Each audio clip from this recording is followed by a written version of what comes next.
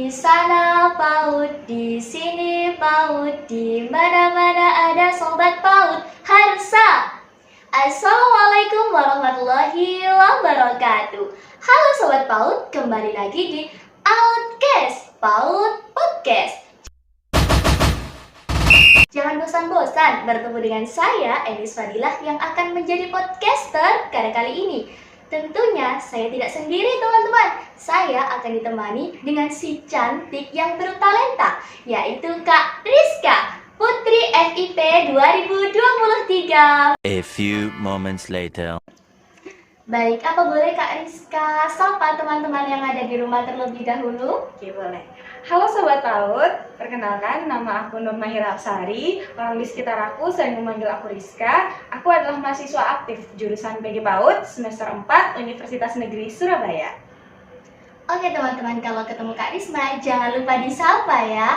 Oke, kita lanjut pada pembahasan kali ini pada episode podcaster ke-16, membahas tentang sharing session menjadi Putri FIP 2023. Kita lanjut ke pembahasan ya Kak. A few moments later. Saya akan bertanya mengenai perjalanan awal Kak Rizka. Bagaimana kok bisa terjun pada Putri FIP untuk 2023, untuk cerita singkatnya bagaimana agar bisa dibagikan kepada teman-teman PAUD kalian. Oke, sebelumnya ini aku enaknya manggilnya apa? Jadi kalau mau bercerita atau sharing enak Ini saja. enak aja. Oke. Untuk sobat-sobat PAUD dan ini sendiri, aku tuh pertama kali minat untuk terjun ke dunia putra putri itu dari semester 1 sebenarnya. Pas awal mula aku jadi maba. Waktu maba dan PKKMB itu diterangkan sendiri oleh putra putri mengenai putra putri Fakultas Ilmu Pendidikan itu sendiri. Dan di situ sudah mulai tertarik sebenarnya. Tetapi dikarenakan kurang info, sehingga waktu pemilihan waktu itu tahun 2022, PG PAUD sama sekali tidak ada yang mendaftar untuk mengikuti karena kekurangan info waktu itu. Sehingga saya sendiri juga baru mengetahui kalau ada pemilihan putra putri itu ketika grand final. Saya menontonnya sendiri. Setelah itu mulai mempersiapkan diri untuk mengikuti ajang putra putri di tahun selanjutnya.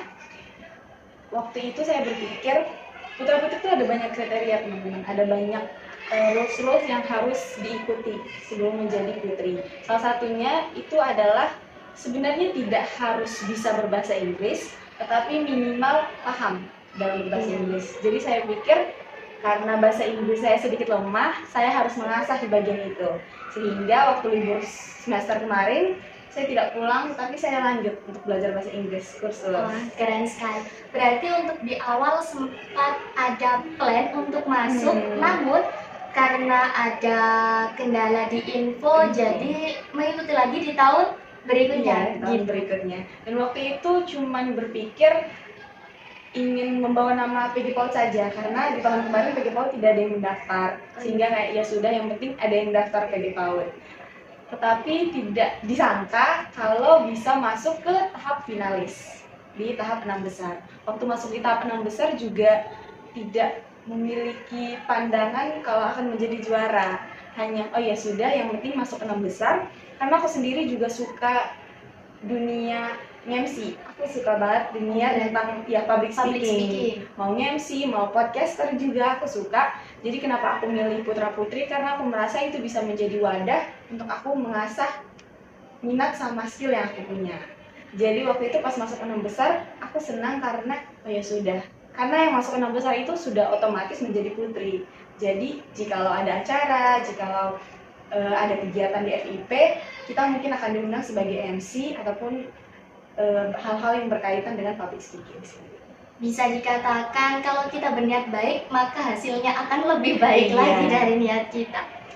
Oke, yang kedua saya mau sharing session tentang prestasi akademik dan non-akademik.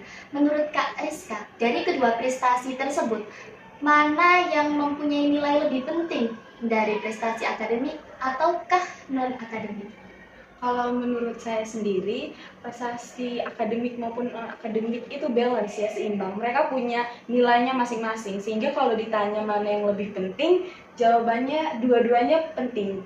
Karena kalau semisal kita ambil contoh orang yang pintar dalam bidang akademik, namun dalam bidang non-akademik, salah satunya public speaking, itu dia kurang, mungkin akan sangat susah untuk berkomunikasi. Sebenarnya seni public speaking itu teman-teman bukan hanya digunakan ketika kita menjadi MC, podcaster, atau berbicara di depan umum. Tapi seni public speaking itu sangat diperlukan karena kita makhluk sosial, kita hidup bermasyarakat, jadi kita perlu seni public speaking.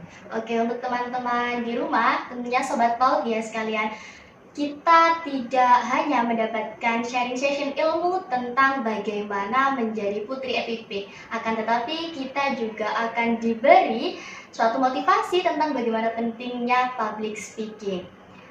Untuk Kak Rizka yang sekarang ada pada jurusan PG PAUD, yaitu pendidikan guru, pendidikan anak usia dini, yang notabene nanti akan menjadi seorang pendidik. Amin. Untuk menjadi seorang pendidik tidaklah mudah hanya sebatas mengatakan menjadi seorang pendidik. Akan tetapi dari segi penampilan saja teman-teman, kita harus memperhatikan entah itu dari adab ataupun cara kita berlagak berbicara dan lain-lain. Menurut Kak Rizka, bagaimana pendapat Anda tentang penampilan menjadi pendidik yang benar itu seperti apa? Makasih pertanyaannya. Kalau untuk tips and trick sendiri, aku mungkin belum terlalu banyak karena aku sendiri masih mahasiswa semester 4. Aku masih harus banyak belajar dari dosen-dosen, dari pendidik-pendidik yang mungkin sudah terjun ke dunia itu lebih lama. Tetapi kalau ditanya untuk aku semester ini dapat matkul micro teaching, teman-teman. Jadi itu diajarkan bukan hanya kita menyiapkan bahan ajar, menyiapkan modul ajar, tapi bagaimana cara kita berpenampilan dalam kelas. Bahkan hal sekecil penampilan kita itu harus membangun mood anak. Kita harus berpenampilan sekreatif mungkin biar anak jika melihat itu mereka tergugah dan semangat untuk belajar. Baik, jadi untuk informasi untuk sobat-sobat PAUD di rumah, bahwa hanya saja tentang penampilan di dalam PG PAUD kita akan kupas tuntas. Jadi teman-teman disclaimer untuk yang menganggap bahwa PG PAUD itu perkuliahan hanya pembelajaran tentang tepuk-tepuk tangan ataupun nyanyi-nyanyi saja. No teman-teman, itu salah. Karena apa? Kita sebagai calon pendidik PAUD, kita itu akan menuntun anak sebagaimana anak itu siap tumbuh. Jadi kita harus mempersiapkan dengan betul bagaimana anak itu dapat mencontoh atau menjadikan guru sebagai sebagai motivator untuk dirinya nanti supaya di kedepannya. Bahkan hal sekecil, kalau di mata kuliah micro teaching, hal sekecil duduk saja itu diperhatikan. Jadi untuk para calon pendidik di dalam kelas duduknya tuh diusahakan setara dengan anak. Jadi mereka lebih merasa mereka didengarkan. Mereka setara, mereka tidak merasa jika mereka mengungkapkan pendapat maka mereka akan diintimidasi seperti itu.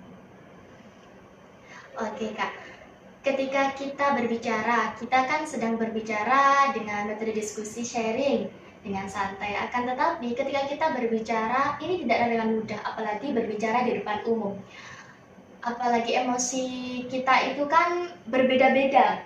Ada yang stabil atau enggak, ada yang naik turun. Jadi bagaimana menurut Kakak agar kita dapat menata level dari emosional kita untuk dapat berkomunikasi, public speaking yang baik dan benar itu bagaimana? Bahkan bukan hanya ketika berbicara di depan umum ya teman-teman, kita berbicara di depan kamera saja itu terkadang kita lupa apa yang mau kita bicarakan. Kalau saya sendiri, menurut saya public speaking itu mau sebanyak apapun kita pelajari, mau kita beli bukunya, kita ngikutin orang-orang yang pandai dalam public speaking ketika berbicara, itu tidak akan bisa membuat kita mengasah sendiri kemampuan kita ketika kita tidak mempraktekkan itu secara langsung. Kalau saya sendiri, menurut saya untuk melatih public speaking itu pelan-pelan teman-teman. Jadi saya juga adalah orang yang takut untuk berbicara di depan umum. Waktu SMP saya tidak berani sama sekali untuk berbicara di depan umum. Saya suka keringetan, bahkan pucet.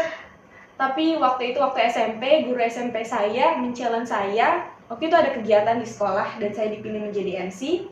Saya maju walaupun dalam keadaan tertekan ya teman-teman. Tapi pas pertama kali saya mencoba menjadi MC, akhirnya saya suka tentang dunia itu dan saya mencoba.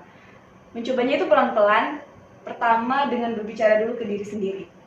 Jika sudah dirasa lancar berbicara dengan diri sendiri, coba berbicara di depan cermin. Karena kita terbiasa ketika berbicara dan melihat mata kita sendiri di depan cermin itu blank apa yang mau kita katakan. Ya benar. Jangankan mata kita sendiri di depan cermin saja tuh membuat kita lupa apa yang mau kita katakan. Setelah sudah dirasa lancar berbicara di depan cermin, coba berbicara di depan teman yang bukan terlalu dekat dengan kita.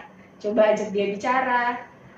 Kalau dirasa sudah mulai lancar, bisa naik ke level berbicara di depan komunitas. Tidak usah muluk-muluk, kalian bisa berbicara di depan kelas. Seperti ketika presentasi, itu bisa juga melatih public speaking. Setelah itu bisa naik ke level yang lebih tinggi. Yang penting berani untuk mempraktekkan. Untuk trik yang sudah di-sharing oleh Kak Rizka, teman-teman boleh untuk mencoba karena mengingat Kak Rizka ini adalah putri FIP yang mana kakaknya ini adalah menjadi salah satu motivator kita untuk nantinya menjadi next putri FIP 2024. Yang terakhir nih Kak Rizka ini sudah menggoreskan nama yang baik untuk Prodi PG PAUD. Harapannya untuk ke depan bagi Prodi PG PAUD boleh dibagikan kepada teman-teman semua. Ini untuk seluruh masyarakat PG PAUD atau jajaran dosen, jajaran mahasiswa? Untuk semuanya. Kalau untuk seluruh masyarakat yang bergabung dalam PG PAUD, ayo kita sama-sama memajukan dan mengharumkan nama jurusan kita. Karena seperti yang sudah dijelaskan tadi, kalau jurusan PG PAUD itu terkenal hanya bisa tepuk-tepuk dan nyanyi-nyanyi aja. Jadi mari kita ubah stigma masyarakat tentang itu, bukan dari kata-kata teman-teman, tetapi dari pencapaian-pencapaian kita. Dan juga semoga jurusan PG PAUD lebih bisa lagi mewadahi anak-anak bertalenta seperti ini, kayak menyediakan podcaster atau anak-anak yang suka menari diwadahi dengan komunitas tari. Semoga komunitas-komunitas tersebut bisa lebih baik lagi ke depannya. Oke, untuk harapan dari Kak Rizka cukup memberikan kita, menggugah emosional kita untuk dapat menjadi seperti Kak Rizka yang saat ini untuk terus menggali potensi dan untuk terus bisa menjadikan nama Prodi PAUD untuk lebih menuju ke unggul lagi. Wah, topik kali ini sangat menarik bukan teman-teman? Untuk teman-teman sekalian yang tentunya untuk maba yang ingin mendaftar di perguruan tinggi, jangan ragu-ragu untuk join di PG PAUD UNESA. Karena Prodi PG PAUD tidak hanya sembarang prodi teman-teman, di Prodi PG PAUD juga Prodi PG PAUD juga telah melahirkan bahwa mahasiswa-mahasiswa ini juga bertalenta. Prodi PG PAUD juga dapat membuktikan seperti Kak Rizka ini, bahwa Kak Rizka mampu bersaing dengan prodi-prodi lain untuk menjadi putri FIP 2023. Untuk dari trik, dari harapan untuk kedepannya, teman-teman dapat menjadikan ini jadi sebuah pegangan untuk kedepannya. Jadi dapat saya simpulkan, ketika kita berani untuk memulai hal baru, maka disitulah kita akan mendapatkan suatu pembelajaran baru. Terima kasih untuk waktunya Kak Rizka dapat bergabung di sharing session di podcast pada episode ke-16 kali ini. Kita dapat berjumpa di lain kesempatan. Kita dapat salam untuk teman-teman semua. Bye-bye.